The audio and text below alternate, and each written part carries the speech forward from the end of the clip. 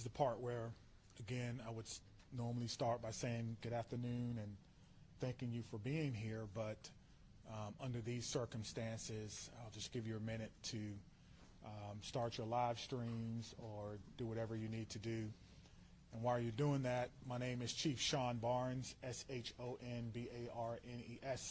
I'm currently the Chief of Police for the Madison Police Department. I'll be providing a brief update of the school shooting that we had today in Madison. There is some information that we're not going to release because it's still an ever-evolving situation. You'll hear from some of our representatives from our city and from our county, and behind me are a lot of people who came together today to make sure that the day ended well and that everyone else was safe. So with that being said, I'll go ahead and start my remarks.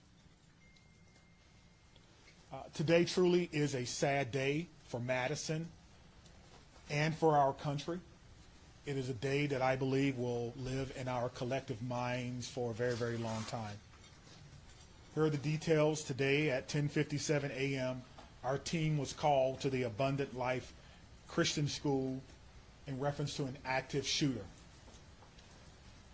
We know that 3 people are dead, including the suspect shooter. We know that the suspect shooter was a teenage student who attended the school. At this time, we're not releasing the age or gender of the student or any other identifying remarks about the student. 2 other people have died. That died were a teacher and a teenage student. 6 other people were injured. 2 students are now in critical condition in the hospital, and these injuries are considered life-threatening injuries. 4 students are also at other area hospitals with non-life-threatening injuries. But these are just the physical injuries that we know about. We know that this was the middle of the day, of a school day, and so there will be other injuries that we'll have to face for a very, very long time. And we're going to do everything we can as a community to heal those injuries as well. Many of you have asked me about the why of this. Why did this happen? What do we know? What was the motivation? I do not know. But I will tell you this, our detectives are working hard in an investigative process to find out as many answers as we can so that we can further prevent these things from happening, not only in this community, but in other communities around our country. I think we can all agree that enough is enough. And we have to come together to do everything we can to support our students, to prevent press conferences like these from happening again and again and again. The school building itself is clear. We're cleared the school. There's no other threats or danger to the community. We're in the process now of what we call reunification. And what that simply means is making sure that every student that was in the school is present and accounted for and returned to their loved ones. This usually takes a while, but we have practiced, unfortunately, and practice, and that's why we're able to reunify students with their parents within hours of a school shooting. The reunification is taking place at the Dean Clinic on Stoughton Road, and I certainly thank them for their help. Again, we need our public to find an alternate route. If that is your normal way home as we get closer to the end of the day, please be patient or find another route home. We're currently processing the scene. We're interviewing those who may have been witnesses, and we're obtaining search warrants to get additional information. And lastly, I want to just say thank you to everyone who's standing behind me, the organizations and agencies that they represent, the men and women of the Madison Police Department and Dane County Sheriff's Office who selflessly ran into a building not knowing what they were going to encounter. Many of you know this about me, but I started my professional career, if you will, as a public school teacher back in 1997. And I taught public school for 4 years. It was one of the greatest joys of my life before becoming a police officer. And I can tell you what a special place our schools are. With that being said, we owe it to our community to do everything possible to ensure that it's not only a special place, but a safe place as well. And we're going to continue to do that. So we ask for your patience as information is coming in. We will do the best that we can to bring you accurate and timely information, but we want to make sure that our public knows that we're working extremely hard on this particular incident. There are a lot of people involved, and certainly we're going to come together as a community. I'd like to bring up at this time Police Fire Chief Chris Carter. Thank you, Chief Barnes. Before I start, the only thing I can say is this is not a place that any fire chief or any one of us would ever want to be, and I can't believe I'm standing here today talking about this incident. The fire department is a part of this community, much like all the folks standing up here with me today.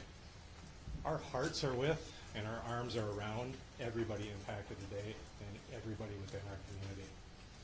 With that, I won't repeat the details shared by Chief Barnes, but I will share with you the fire department activity for today. Much like Chief Barnes mentioned, at 10:57, we were also dispatched with Engine 5 and Medic 5 to the same location. Throughout the course of the incident, we responded with 5 engine companies, 4 ladder companies, 15 ambulances. I would like to take a moment and share our gratitude for our county partners throughout a multitude of EMS and fire agencies that joined us in the response today. We also had 11 off-duty chief officers that came in on this response. It was a tremendous response from the fire department. We transported 4 patients to St. Mary's. We transported 3 patients to the University of Wisconsin hospitals. On the arrival of our crews, I can say my gratitude to our membership for what they did and their selfless actions today. It's hard for me to place into words what they ran into as well. They did that immediately, they did that selflessly, and within the course of 15 minutes, from the first transport to the last transport, all the patients were on their way to the hospital. So to our membership within the Madison Fire Department and within all the emergency services, my gratitude, my recognition of the work that goes into this, the training that went into this, that again, we had hoped we would never have to put into practice. One more time on behalf of the Madison Fire Department, our hearts are with you, our arms are around you, and we will be with you throughout the duration of this. So at this point, I'll step aside, turn over to the mayor. Thank you, Chiefs, both of you. This is an incredibly sad day for our community. As you've heard, there is no danger to the community at this time, but our entire community has been impacted by this tragic incident. On behalf of the Common Council and the City of Madison staff, I want to offer our heartfelt condolences to the victims and families and to the whole Abundant Life community. Our focus now is on supporting them and supporting the victims and their families. And we will continue to do that through the coming days and weeks. I also want to thank our first responders, the police, fire, the medical staff, for their quick action and their life-saving efforts. As you've heard already, this is a whole of government response. It is not just police and fire. It is not just City of Madison. We have folks from all around the county.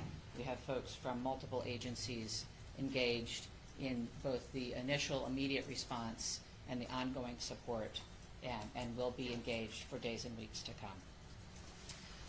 I also want to thank the White House and the governor and others in the federal government and state government for reaching out to offer their support and help.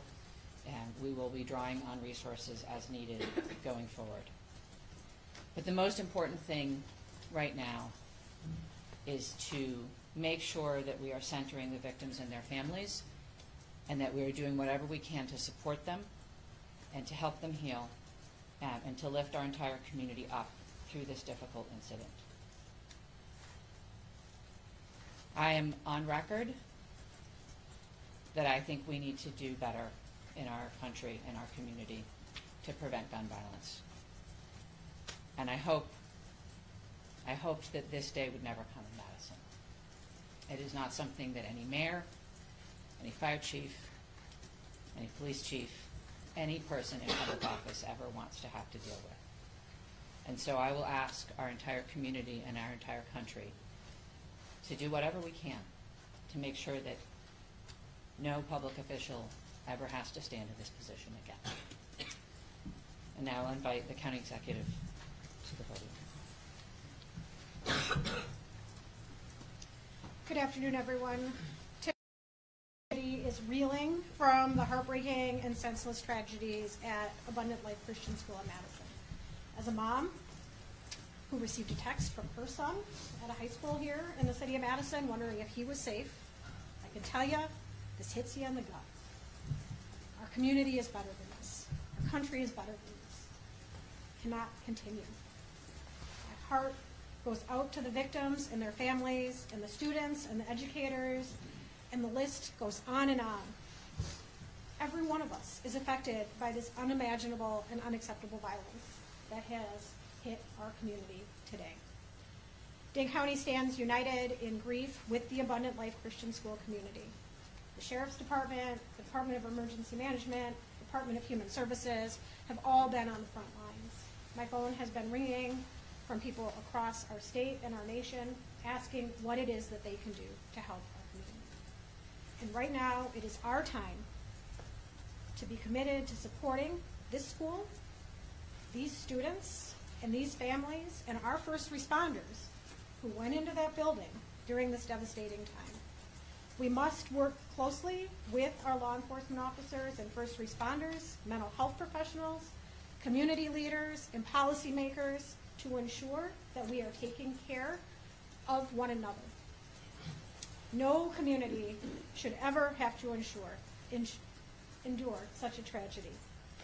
And my administration is going to do everything that it can to provide assistance to those who have experienced this devastating loss, and also do everything that we can to prevent such tragedy from occurring. To all of those who are grieving in our community, please know that you're not alone. Dane County stands with you. We're here to support you in any way possible. Please reach out and ask for help. The governor's office, as well as the mayor's office, and I will continue to update the public as we learn more. But please understand, there are many things that we cannot share with you right now. This is an active investigation. This is an active case. The SSM Health Clinic near the intersection of Buckeye Road and Stoughton Road is the reunification center. I know that that has been out, but we need to make sure that folks know where it is that they can go to be reunited with their children.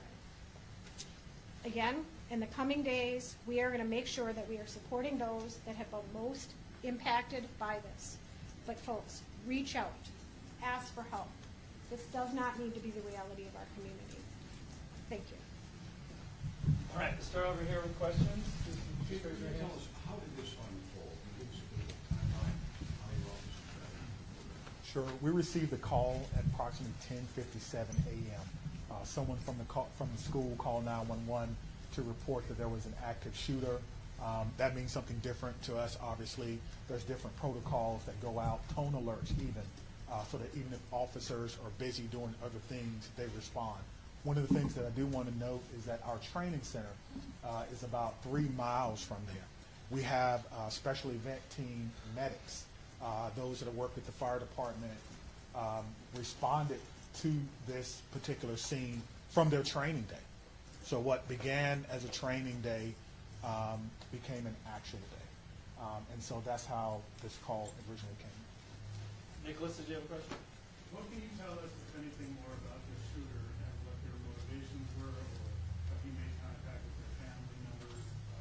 Anything updated on that? Sure, there's nothing new that I can tell you about the shooter at this time. Again, as difficult as today is, that's still someone's child that's gone. That's still someone that has to deal with what happened today. And so we want to make sure that we can ensure as much cooperation as we can. You asked me about why, as I stated before.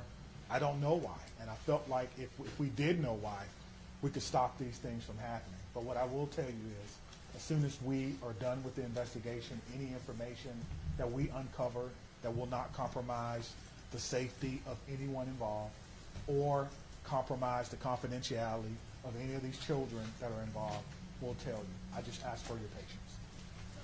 All right, over there, sorry, go right ahead. We know it was a handgun.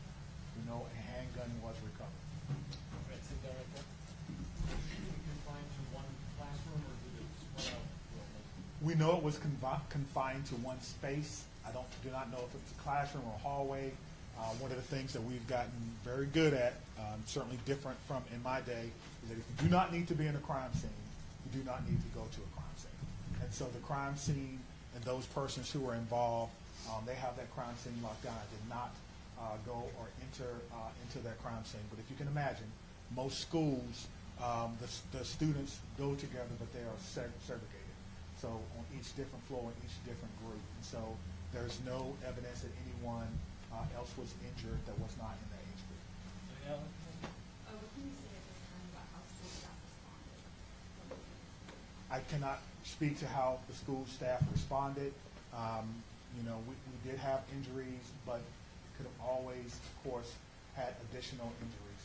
I do not know what the school's protocols are. Again, this is a private Christian school. I know that we have a very good rapport with MMSD, Madison Metropolitan Schools, public schools. So we have done trainings for them before, but I would assume